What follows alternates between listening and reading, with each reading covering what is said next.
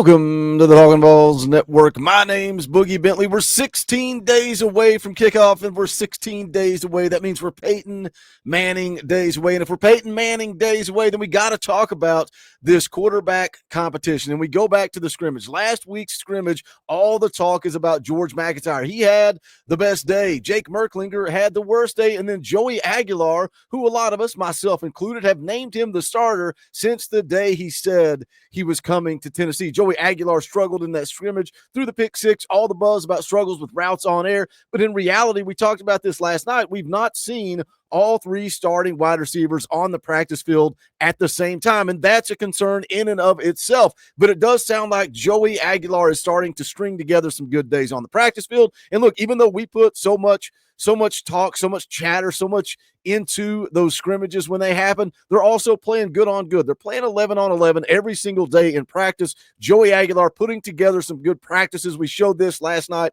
on the live stream. If you missed that show, go back and watch it. Almost 2 hours of good conversation with myself, Coach Jay, Foul Ming, and Vols Scoops joined us last night as well. But on3.com puts it out. Tennessee is trending towards naming UCLA transfer Joey Aguilar as its starting quarterback. Now, I don't think this really comes as much of a surprise. This is what we all expected, that Josh Heupel was going to go with the veteran guy, the guy that's played a lot of football.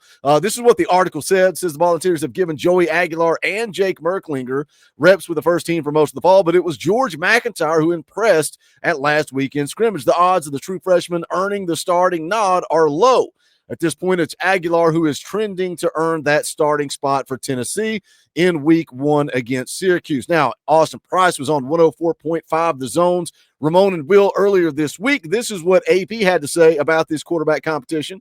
He said, at this point, I will be shocked if Joey Aguilar is not the starter for Syracuse, which is no great leap of faith, right?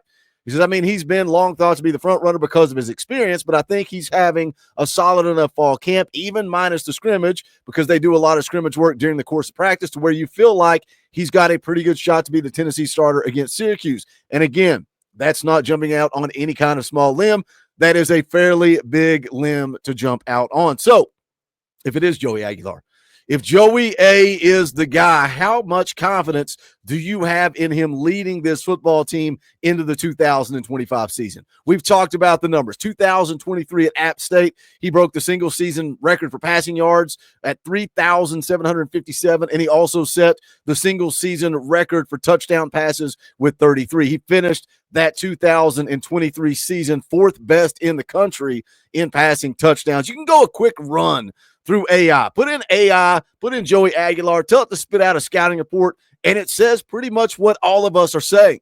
It says Aguilar is considered a gunslinger who takes risks and isn't afraid to throw the ball downfield. He is also praised for his deep ball accuracy, toughness, and ability to extend plays. However, Aguilar's weaknesses include a tendency to be reckless with the ball, leading to a high number of interceptions. He threw 14 interceptions in the 24 season, which is a concern for Tennessee coaches, despite their belief that their system can help him reduce these errors. So there are also concerns about his mechanics on intermediate throws and whether he can quickly adapt to Tennessee's offensive system, which differs from what he has been accustomed to. So what are your thoughts? Does Josh Heupel's system, does that kind of limit turnovers? Do you think Joey A can minimize those mistakes because of Heupel's system? Or do you think it's been the guys that Heupel has brought in? If you look at Hendon Hooker and his numbers at Virginia Tech, he didn't throw that many interceptions there. Joe Milton didn't throw a whole lot of interceptions at Michigan before transferring to Tennessee. Obviously, Nico went straight from high school into the college level. He didn't turn the football over. So is that Josh Heupel's offense? Is that the system? Or is that just guy? I felt like at times last year, just to be honest, that Nico wasn't willing to pull the trigger. Nico wasn't willing to just let it rip. Joey Aguilar is going to let it rip. Are you okay with that?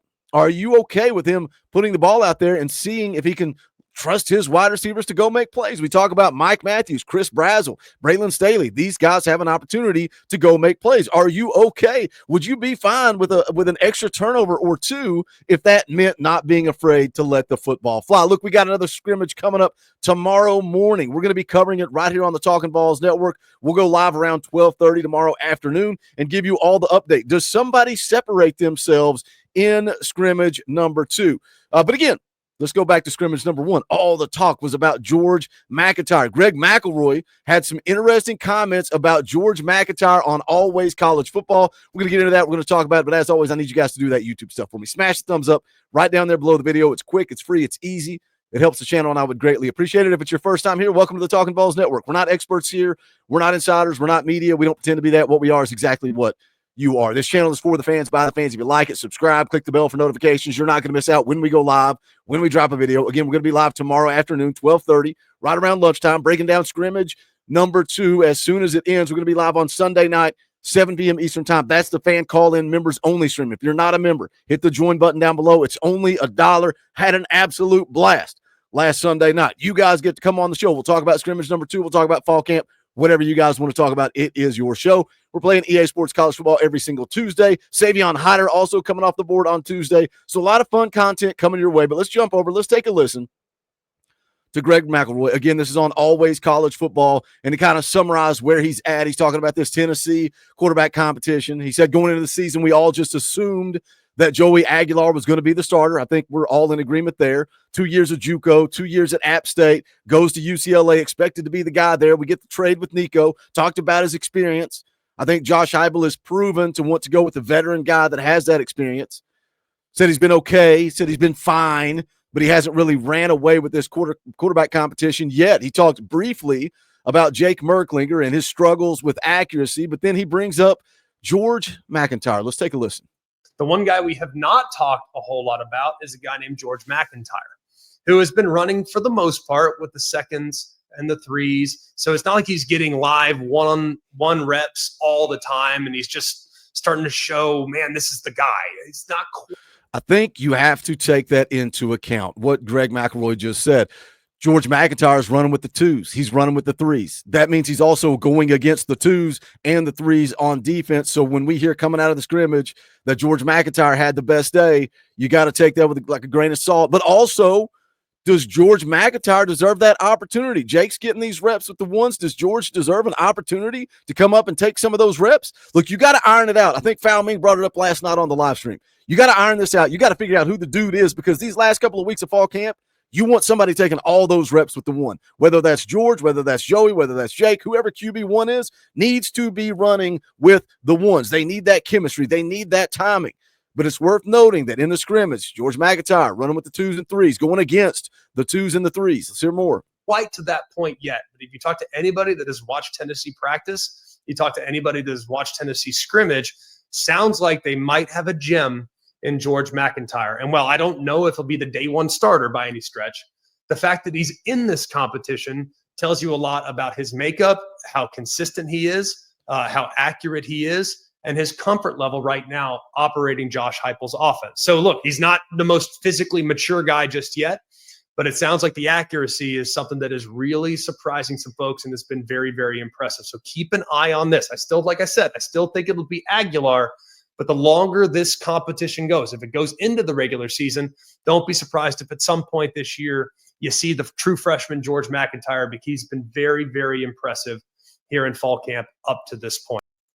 Very interesting statement there. He may not be the starter day 1. Can you see George McIntyre pushing and taking this thing over before this season ends? And look, if that happens, I don't think that's a good thing for Tennessee. Going back to when Joe Milton was the starter, I felt like if Nico took over in that 23 season, then that means that Joe wasn't winning ball games. So I think if George McIntyre takes over in 2025, that means we've probably lost to Georgia. Do we lose another game? Do we slip up and lose a game that we shouldn't? And that's why we're making that jump to George McIntyre. Look, coming out of high school, he was a 5-star until he wasn't. I love the chip on his shoulder where he said, yeah, I didn't throw enough at camps in a T-shirt and shorts, so they dropped me to a 4-star. He had a high upside. Andrew Ivins, 247 Sports, said he has a high upside quarterback prospect with franchise-worthy frame, college-level arm, fluid pocket movements. He says he's on the skinnier side, but is over 6'5" and is likely going to fill out some once he's done with basketball. Look, everybody's talking about George McIntyre's weight. He needs to get better.